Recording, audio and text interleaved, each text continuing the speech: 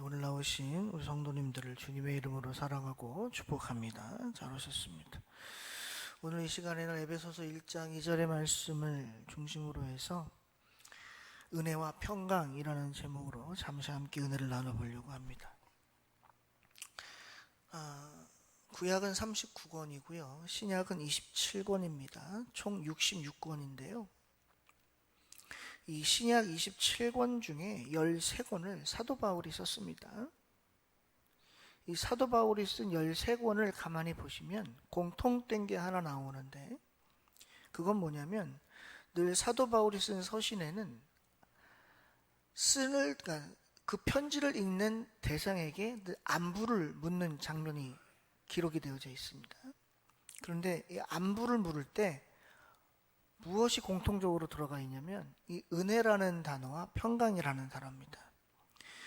이 사도 바울이 쓴 13권 중에 11권이 은혜와 평강을 이야기합니다. 이 은혜와 평강을 다르게 얘기하는 성경은 딱 2권 있는데요. 그건 디모데 전서와 디모데 후서입니다. 그렇다고 이 은혜와 평강이라는 말이 들어가 있지 않느냐? 그렇지 않습니다. 이 디모데전서와 디모데 후서에는 뭐라고 기록이 되어져 있냐면 은혜와 긍휼과 평강 이렇게 되어 있어요. 그러니까 이 은혜와 평강이라는 단어가 13권에 사실 다 공통적으로 들어가 있는 거죠. 그러면 왜 사도 바울은 이렇게 본인의 서신서에서, 그리고 이 글을 읽는, 본인의 편지를 읽는 수신자들에게 은혜와 평강을 빠짐없이 서술하며 강조했을까라고 하는 겁니다. 제가 아까 서두에 성경이 구약 39, 신약 27이라고 말씀드렸는데, 이 은혜라고 하는 건요, 사실 신구약 성경을 통틀어서 일관되게 강조하고 있는 것이 은혜입니다. 과연 은혜가 뭘까요? 성경에서 은혜, 찬송가에서도 은혜라는 말이 굉장히 많이 등장을 하는데, 이 은혜라고 하는 말은 뭐냐면 쉽게 얘기하면 이겁니다. 받을 자격 없는 자에게 주시는 선물. 그러니까 우리가 하나님께 은혜를 받았다, 하나님의 은혜다 라고 하는 말은 나는 은혜를 받을 자격이 없는데, 선물을 받을 자격이 없는데 하나님이 나에게 그걸 주셨다라고 하는 의미예요. 더 쉽게 얘기하면 하나님의 호의입니다. 우리가 언제 호의를 베풉니까? 연약한 자, 불쌍한 자, 가련한 자에게 호의를 베풉니다. 그러니까 하나님이 보실 때 우리는 어떤 사람이냐면 불쌍한 자, 연약한 자, 가련한 자, 없는 자들이라는 거죠. 그래서 그런 자들에게 주시는 게 은혜라고 하는 거예요. 그럼 평강은 뭐냐? 평강은, 여러분 평강 그러니까 혹시 이 단어가 떠오르시는지 모르겠어요. 평안이랑 평강은 조금 다릅니다. 이 평강은 성경 원어로 보면, 원어의 의미를 보니까 어떻게 되어 있냐면 분리 뒤에 오는 연합이라는 거예요. 평안은 달라요. 평안은 말 그대로 안녕한 거예요. 편안한 거예요. 아무 일이 없는 거예요. 그래서 이걸 히브리 말로 샬롬이라고 해요. 그래서 우리가 아침에 인사하잖아요. 안녕하세요. 밤새 잘 주무셨습니까? 밤새 평안하셨습니까? 이게 히브리 말로 샬롬이에요. 평강은 아니에요. 평강은 뭐냐면 분리 뒤에 오는 연합이라는 거예요. 그러니까 분리는 언제 일어나요? 싸울 때 일어나요. 그 뒤에 뭐가 와요? 평강이 와요. 더 쉽게 말씀드릴게요. 남북이 전쟁을 했어요. 북한이 남쪽을 침범했죠. 6.25가 일어났어요. 그래서 막 싸워요. 3년 넘게. 그러다가 어떻게 해요? 우리 휴전하자. 더 이상 못 해먹겠다. 휴전을 딱 해요. 그죠? 그래서 전쟁이 끝났죠. 네, 이거는 사실 연합과는 다릅니다. 그런데 어쨌든 전쟁이 끝나서 휴전한 상태잖아요. 독일은 어때요? 독일은 북쪽에, 독일은 동독과 북쪽이란다. 독일은 동독과 서독이 있잖아요. 그런데 1990년대 어떤 일이 벌어졌어요? 베를린 장벽이 무너졌죠. 그러니까 베를린 장벽이 있기 전까지는 동독과 서독이 어떻게 했어요? 분리되어 있었어요. 그런데 베를린 장벽이 무너지면서 동독과 서독이 어떻게 해요? 통일되면서 그 이름이 뭐로 바뀌었어요? 독일로 바뀌었어요. 그러니까 분리되어 있다가 하나 되는 것, 이게 평강의 원뜻이라는 겁니다. 그래서 은혜는 그리스도인의 시작이에요. 평강은 그리스도인의 마지막입니다. 그래서 성경은 뭐라고 얘기하냐면 은혜는 하나님의 자녀가 되는 구원의 첫걸음이라는 거예요. 평강은 하나님의 자녀가 된 뒤에 그리스도인이 구원받은 자가 살아가야 할 삶이라는 거예요. 왜 그러느냐? 예수 믿는 자들이 예수 믿기 전에는 주로 어떠한 삶을 살았냐면 내 중심으로 살아요. 그래서 남과 타협하기가 쉽지 않습니다. 왜? 내가 중요하니까. 내가 중요하면 남의 사정을 잘 돌아보질 않아요. 그래서 내 중심으로 살아갑니다. 그러다 보니까 무슨 일이 일어나요? 내 개인적인 이익과 유익을 위하여 다른 누군가의 것을 뺏어오거나 그 사람을 짓밟아야 내가 살아요. 이거는 뭐예요? 다툼, 전쟁, 분열, 분쟁이에요. 그래서 성령은 우리에게 뭘 금지시키느냐? 다투지 말아라, 분쟁하지 말아라, 분열하지 말아라, 시기하지 말아라, 질투하지 말아라, 증오하지 말아라, 미워하지 말아라. 왜요? 이건 다 뭐와 연결되는 거예요? 그리스도인의 삶과는 동떨어진 거예요. 이거는 사람들과 계속해서 뭘 야기시킵니까? 싸움을 야기시켜요. 그래서 성경은 우리들에게 어떠한 삶을 살라고 하느냐? 평강의 삶을 살라고 하는 거예요. 결국 예수 믿기 전에는 하나님의 은혜도 모를 뿐더러 하나님께 선물을 받을 만한 자격이 없는 거예요. 그런데 하나님의 안에 들어와서 예수 그리스도를 통하여 내가 구원받은 자가 되면 그 다음에는 어떠한 삶을 사는 것이냐? 분리가 아니라 연합된 삶을 살아야 한다는 거예요. 이게 오늘 사도 바울이 강조하는 은혜와 평강의 기본적인 의미예요.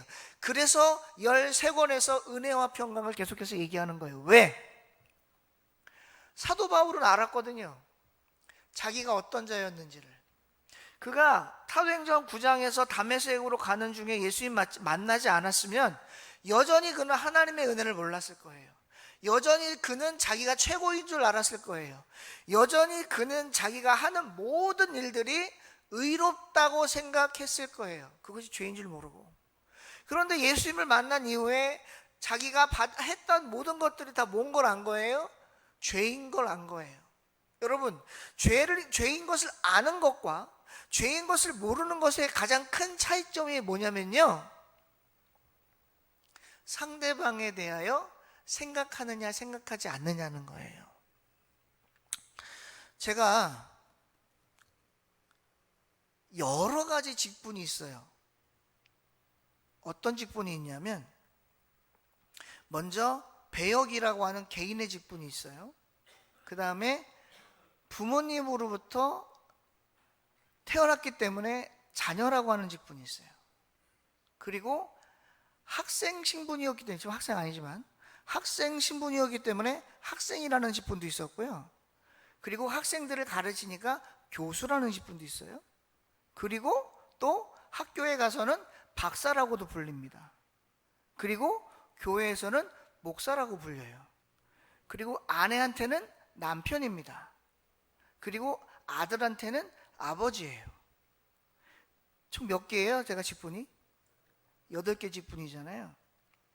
이 8개의 직분 가운데 하나님께서 저에게 깨닫게 하신 게 뭐냐면, 나는 절대로 하나님과 분리될 수 없다는 거예요.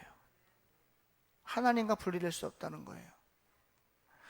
내가 하나님과 분리됐다라는 건 쉽게 얘기하면 나는 하나님의 은혜를 깨닫지 못했다라는 거예요.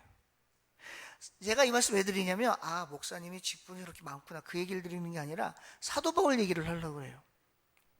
사도 바울이요, 하나님을 만나기 전, 예수님을 만나기 전에는 자기가 하는 게 다 뭐라고 느꼈어요? 정당하다고 느꼈어요. 사람들을 죽이는 거, 감옥에 가두는 거, 예수 믿는 자를 핍박하는 거, 예수 믿는 자들을 이단으로 몰고 그들을 사회의 악으로 정의하는 걸 의롭다고 여겼고 잘한다고 여겼어요.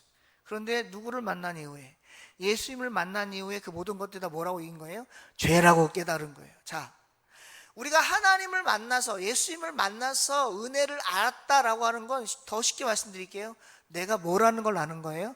죄인이라는 걸 아는 거예요. 사도 바울이 그래서 13권에다가 은혜를 표현한 거예요. 왜요? 이 글을 읽는 너희들은 원래 죄인이었다는 거예요. 너희들은 죄인이었어. 그런데 너네들이 예수님을 만난 다음부터는 이제 더 이상 죄인이 아니야. 그런데 잊지 말아야 될 것은 너네는 언제든지 하나님의 은혜가 아니라면 죄의 길로 들어설 수 있다는 것을 기억해야 돼 라는 의미에서 은혜를 강조한 거예요. 그러면서 평강을 또 강조합니다. 왜요? 그러니까 이제부터 너희들은 뭐 하지 말로? 죄 짓지 말고. 그러니까 죄가 뭐라 그랬어요? 분리, 분쟁, 분열, 다툼, 시기, 증오, 미움 뭐 이런 것들이라 했잖아요. 이거 하지 말고 이제 뭐해? 그리스도 안에서 뭐 해야 돼? 연합해야 돼. 하나 돼야 돼. 그게 예수님이 하나님이 너희와 나에게 원하는 거야 라고 하는 걸 강조하기 위해서 사도 바울이 13권에다 은혜와 평강을 강조해 놓은 거예요. 그러면 이제 은혜와 평강이 뭔 줄 알았어요. 아, 은혜는 하나님이 우리에게 주시는 값없이 받은 선물이구나. 아, 평강은 우리가 전에 죄인이었을 때는 자꾸 분리하고 분쟁하고 분열했지만 그리스도인이 돼서 예수 그리스도의 보혈의 피로 내가 그리스도인이 됐으니 이제는 더 이상 분리가 아니라 하나 되는 연합으로 가는 게 평강이구나. 이제 알았어요. 그러면 이제 어떻게 해야 돼요? 은혜와 평강이 우리에게 필요한 이유를 알았으니 이제 그것을 어떻게 삶으로 드러내야 돼요. 첫 번째, 그럼 왜 필요하냐? 필요한 것부터 얘기할게요. 은혜가 왜 필요하냐? 은혜를 선물로 받았는데 이 은혜가 필요한 이유가 뭐냐? 첫 번째, 하나님께 나아가는 유일한 통로이기 때문에 그렇습니다. 여러분, 우리가 하나님께 나왔잖아요.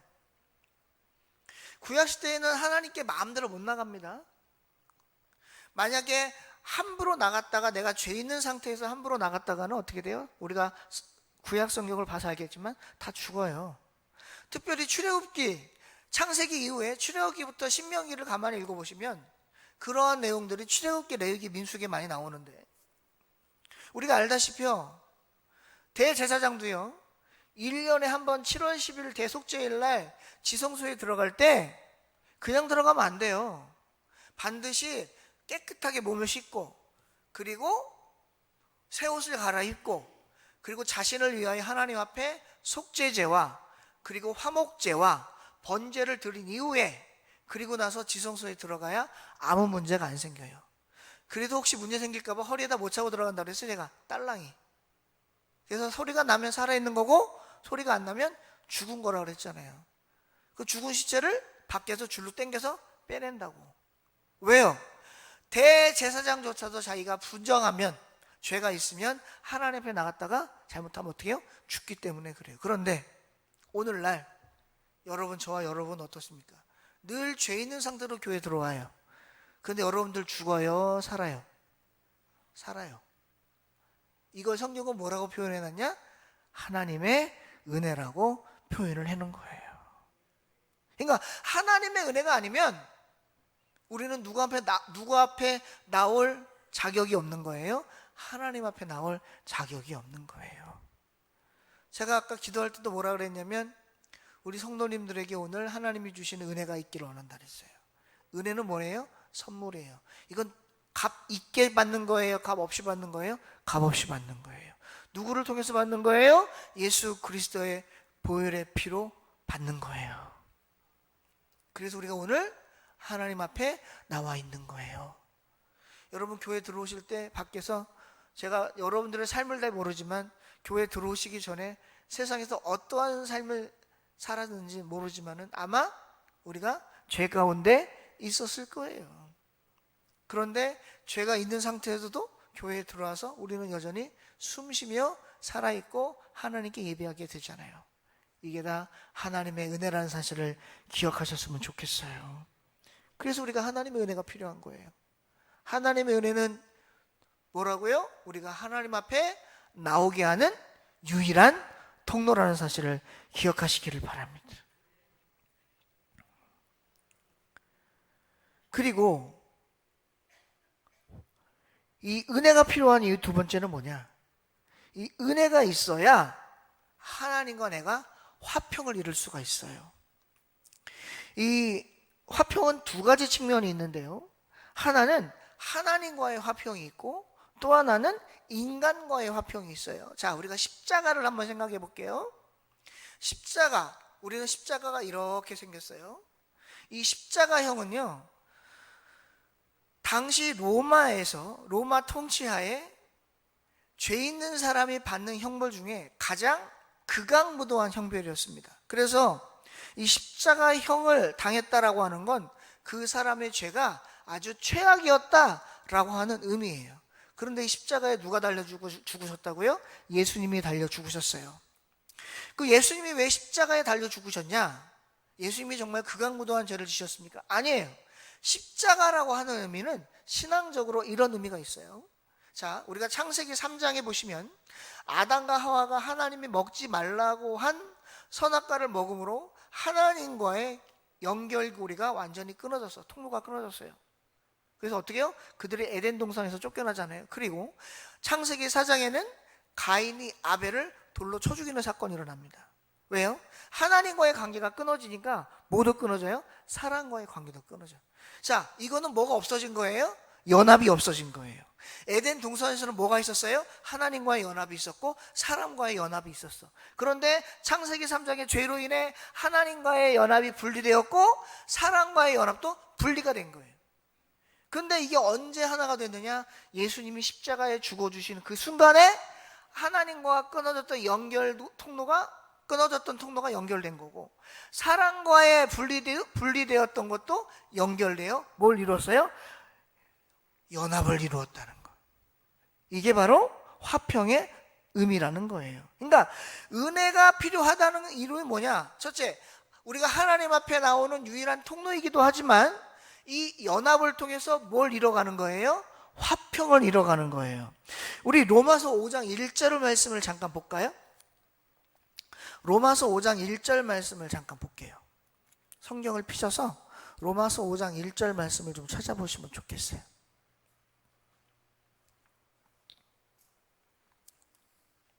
신약 245페이지 로마서 5장 1절입니다. 우리 찾으셨으면 같이 한번 읽어볼게요. 시작. 그러므로 우리가 믿음으로 의롭다 하심을 받았으니 우리 주 예수 그리스도로 말미암아 하나님과 뭘 누리자? 화평을 누리자. 오늘 말씀에 보면 이래요.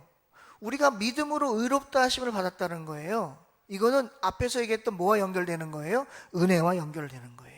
그래서 그리스도를 통해서 우리가 뭘 이룰 수 있다는 거예요? 화평을 이룰 수 있다는 거예요. 즉 은혜를 통해서 분리되었던, 하나님과 분리되었던 것도 연결되었고 사람과의 관계도 연결되었더니 이것이 곧 뭐다? 화평이다. 이거는 뭐로 이룰 수 있다? 하나님의 은혜로만 가능하다라고 하는 거예요. 그래서 우리가 평소에 얘기하잖아요. 인간과의, 사람과의 화평, 그리스도 안에서 화평, 성도와의 화평, 이거는 뭐로만 이루어질 수 있어요? 즉 이거는 뭐로 결국 뭐로 귀결되느냐? 평강으로 귀결되더라, 그런 말이에요. 그러면 이제 은혜와 평강이 우리에게 필요한 이유를 알았어요. 그러면 이제 자, 첫 번째는 은혜와 평강이 뭔가, 두 번째는 왜 우리에게 은혜와 평강이 필요한가를 알았으면 이제는 어떻게 되느냐? 이것을 우리의 삶으로 드러낼 수 있어야 되는 거예요.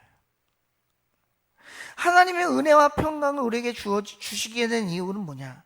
바로 우리가 하나님 아버지를 통해서 세상에서 그리스도인의 삶을 살아가게 하시기 위함이라는 거예요. 하나님의 자녀가 가진 가장 근본적인 복이 뭘까요? 여러분, 우리 복 얘기 많이 하잖아요. 제가 아까 예배 시작 전에도 시편 1편을 읽어들었는데, 복 있는 사람은 악인들의 꾀를 따르지 아니하고 죄인들의 길에 서지 아니하고 오만한 자들의 자리에 앉지 아니하며 오직 여호와의 율법을 즐거워하여 그 율법을 주어로 묵상하는 자다. 제가 읽어드렸는데, 우리에게 복이 뭐냐? 하나님의 자녀가 가진 여러 가지 복 중에 가장 근본적인 복이 있어요. 이 복이 뭐냐면 바로 하나님이 주시는 은혜라고 하는 사실이에요. 우리는 은혜가 아니면 하나님께 나올 수도 없을 뿐더러, 우리는 은혜가 아니면 하나님을 아버지라고 부를 수도 없고, 우리는 은혜가 아니면 하나님 앞에 죄 용서도 받지 못하며, 우리는 은혜가 아니면 하나님 앞에 예배도 드릴 수 없다라는 거예요. 우리는 예배를 너무 쉽게 생각하는 것 같아요. 오늘 안 드리면 다음 주에 드리지 뭐. 이번 주에 못 드렸으면 그 다음 주에 드리지 뭐. 이번 달에 못 드리면 그 다음 달에 드리지 뭐. 물론 그럴 수 있어요. 가능해요. 근데 이건 누구에게만 해당되는 거냐? 하나님의 자녀에게만 가능한 거예요. 여러분, 우리가 창세기 4장에 보시면 예배가 하나님께 제사 드리잖아요. 가인과 아벨이.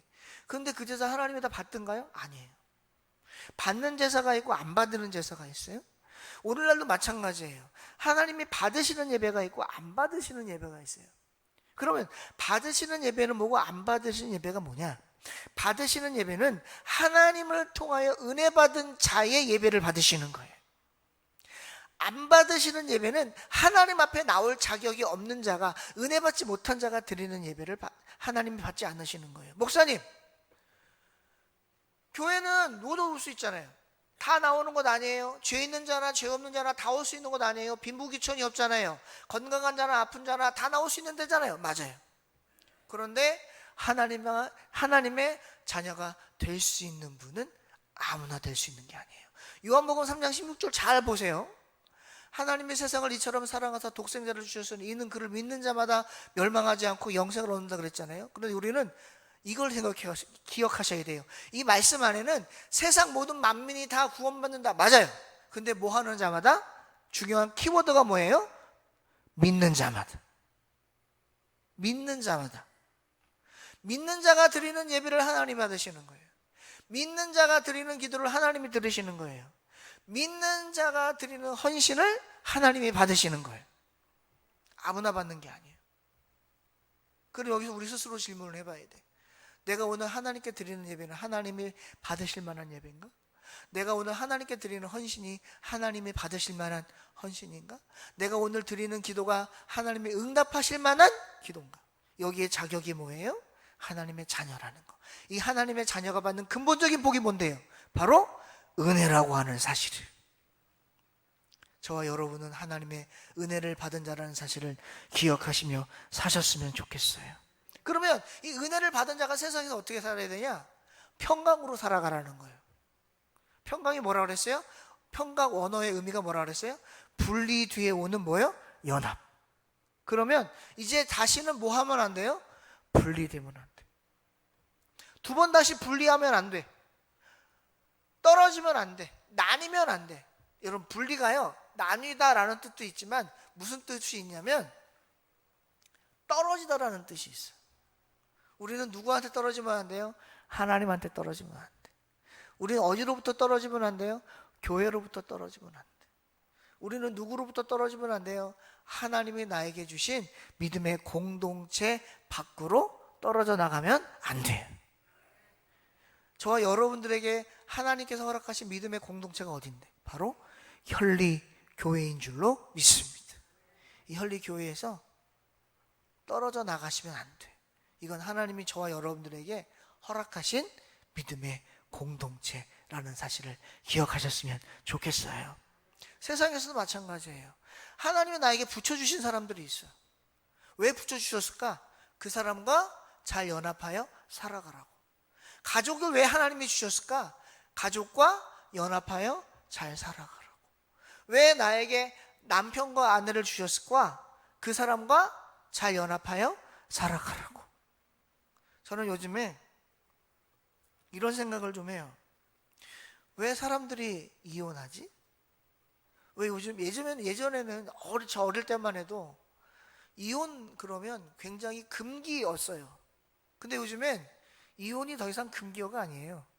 흉도 아니고요, 잘못된 것도 아니에요. 그냥 살다가 마음 안 맞으면 언제든지 갈라설 수 있는 게 부부야. 이렇게 통상적으로 요즘에 세상이 그렇게 되어버렸어요. 여러분, 이건 정상적인 세상이 아니에요. 하나님은 분명히 말씀하셨습니다. 부부라고 하는 제도, 결혼이라는 제도는 하나님께서 우리에게 주신 과제이며 선물이고, 이것을 통해서 성경은 말씀하기를 하나님이 연합한 것을 사람이 함부로 나눌 수 없다 그랬어요. 하나님이 연합해 놓은 것을, 하나님이 한 몸을 만들어 준 걸 사람이 임의로 나눌 수 없다 그랬어요. 이거는 심각하게 듣지 마시고 그냥 흘려 들어가는 얘기로 들으시되 마음에 새기셨으면 좋겠어요. 여기 계신 분들은 절대 이혼하지 마시기를 바랍니다. 이혼은 하나님이 바라시는 게 아니에요. 제가 요즘 핸드폰을 이렇게 보면 가끔씩 광고가 올라와요. 근데 그 광고에 어떤 광고가 있냐면 크리스찬 돌싱들을 다시 결혼시키는 그런 게 있더라고요. 그래서 그걸 딱 보면서 무슨 생각을 했냐면, 야, 예수 믿는 사람들도 이혼하는 사람들이 많구나. 그걸 보면서 한편으로는 무슨 생각이 드냐면 헛웃음도 나오면서 마음이 너무 아파요. 하나님이 그걸 보시면서 기뻐하실까? 교회에서 신앙생활 같이 하다가 나 이 교회 마음에 안 들어. 목사도 마음에 안 들고 성도도 마음에 안 들고 짜증나. 나 딴 교회 갈래. 라고 하고 떨어져 나가시는 분들. 우리 교회 얘기하는 거 아니에요. 요즘 통상적으로 그런 사람이 많으니까. 그런 걸 보시면서 하나님이 어떤 마음이 드실까? 그래, 세상은 넓고 교회는 많으니 아무 교회나 가라 하실까? 여러분 혈립교회 오실 때 그런 마음, 그런 믿음으로 오신 거 아니에요? 하나님이 나를 일로 보내셨다. 아멘 안 하는 거 보니까 아닌가 보네. 하나님이 나를 일로 보내셨다. 그렇죠? 근데 하나님이 나를 일로 보내셨는데 하나님이 허락도 안 했는데 나 그냥 갈래 하고 가면 돼요? 안 돼요? 안 돼요. 그건 평강의 모습이 아니에요. 평강의 모습이 아니에요. 그건 하나님이 주시는 은혜 받은 자의 모습이 아니에요. 사랑하는 성도 여러분, 왜 사도 바울이 신약 성경 자기가 쓴 13권의 서신서에서 이렇게 은혜와 평강을 강조했을까요? 사도 바울은 알았던 거예요. 우리는 연약한 자들이기 때문에 하나님의 은혜가 아니고서는 언제든지 주님 옆에, 하나님 옆에 있을 자격이 없다라는 것. 그리고 하나님을 떠나 사는 자들은 언제든지 세상에서도 분열할 수 있다라는 것. 그래서 고린도전서에서 사도 바울이 고린도전서를 쓰면서 아주 그냥 화가 머리 끝까지 났잖아요. 야, 누가 분리하라 그랬어? 누가 분열하라 그랬어? 누가 니들 마음대로 나는 개바파요, 나는 아볼로파요, 나는 예수파요, 나는 하나님파요. 누구 마음대로 정하라 그랬어? 누구 마음대로 그렇게 하라 그랬어? 막 난리가 나잖아요. 하나님은 연합을 얘기했지 누가 분리하라 그랬어? 너희들 안에서 막 얘기 던지잖아요. 왜요? 사도 바울은 알았던 거예요. 분리는, 분열은, 분쟁은 하나님이 절대 원하시지 않는다는 것을. 그래서 강조한 거예요. 뭐를? 평강을. 저는 우리 혈립교회가 은혜가 넘치고 평강이 넘치는 교회였으면 좋겠습니다. 하나님이 주신 은혜를 잘 간직하시고 그 은혜를 받아 분리하는 자들이 아닌 연합하고 하나 되는 모습으로 나아가려고 하는 믿음의 사람들이 다 되시기를 주님의 이름으로 축원드립니다. 말씀을 정리합니다. 오늘 제가 은혜와 평강이라는 제목으로 잠시 말씀을 전했는데 중요한 건 이거예요. 은혜는 하나님이 주신 선물이요, 평강은 우리가 살아가야 할 모습. 그래서 저는 이렇게 정의합니다. 은혜는 그리스도인의 첫 모습이며 평강은 그리스도인의 마지막 모습이다. 왜? 결국 우리도 이 땅을 떠나서 천국에 가면 누구와 연합해서? 누구와 연합합니까? 하나님과 연합하기 때문입니다. 절대로 분쟁, 분열, 분리, 질투, 시기, 증오, 미움, 다툼, 하나님이 기뻐하시는 모습 아닙니다. 여러분 생각이 있죠. 맞아요. 내 생각이 있어요. 내 생각에는 이게 더 좋을 수 있죠. 맞아요. 그러나 그건 내 생각일 뿐 하나님 생각인지는 모르는 거예요. 우리는 내 생각으로 살지 말고 하나님 생각으로 살았으면 좋겠습니다. 내 뜻 말고 하나님 뜻으로 살았으면 좋겠습니다.